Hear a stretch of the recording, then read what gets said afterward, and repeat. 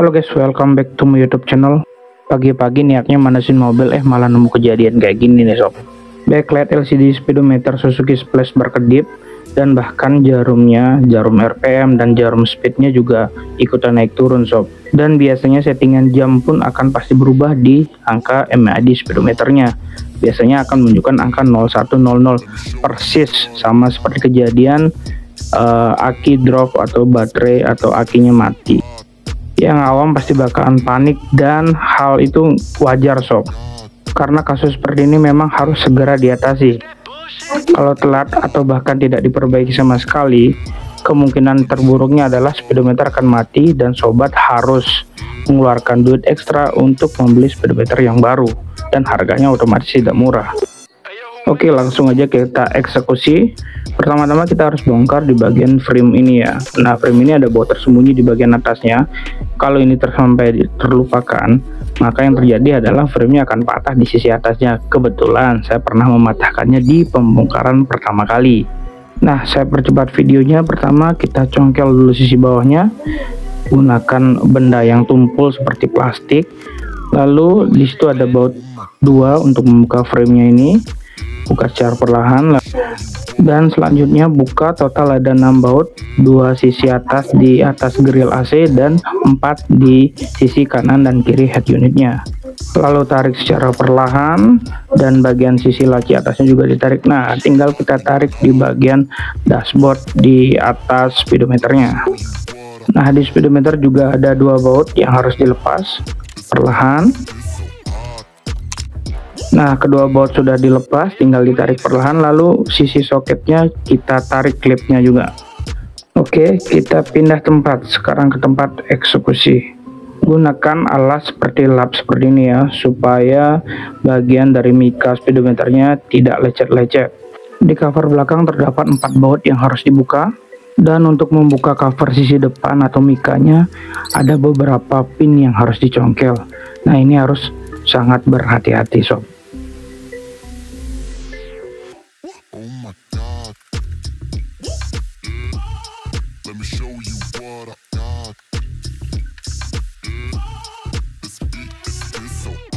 Nah, ini dia bagian PCB dari speedometernya. Dan biasanya tersangkanya adalah 2 elko atau kapasitor ini sob. Ini kapasitor berjenis SMD dengan ukuran elko atau kapasitor yang kecil menggunakan 100 mikrofarad 10 volt, dan yang besar 470 mikrofarad 25 volt. Ini partnya sudah saya siapkan, beli di toko online. Teman-teman bisa ketik saja kapasitor untuk atasi speedometer Suzuki Splash yang berkedip. Ukurannya sama persis, hanya mungkin kualitasnya saja yang berbeda. Karena kalau yang di speedometer adalah build up dari Jepang, sedangkan untuk komponen-komponen seperti ini biasanya adalah part buatan Cina.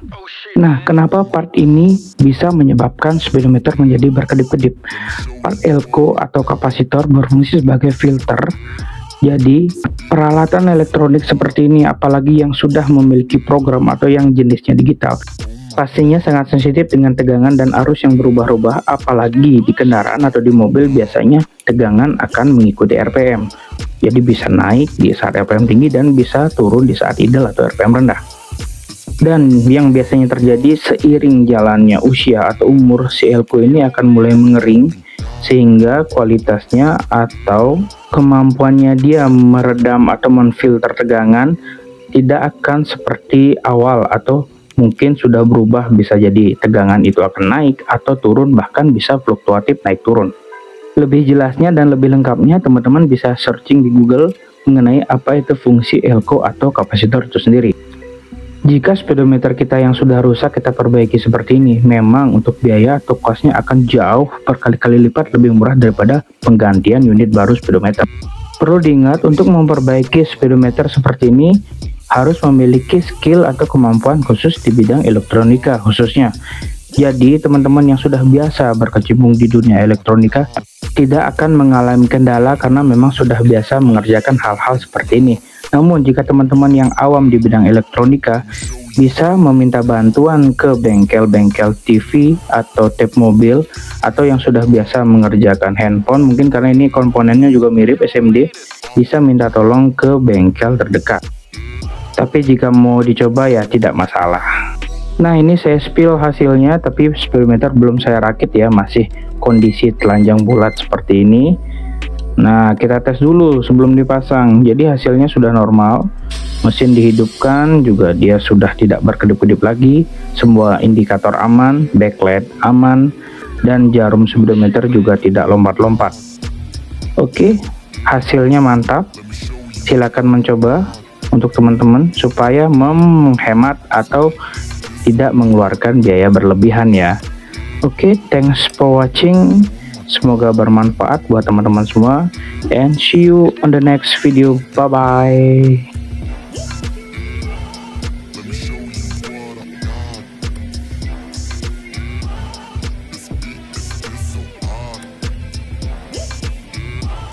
Ayo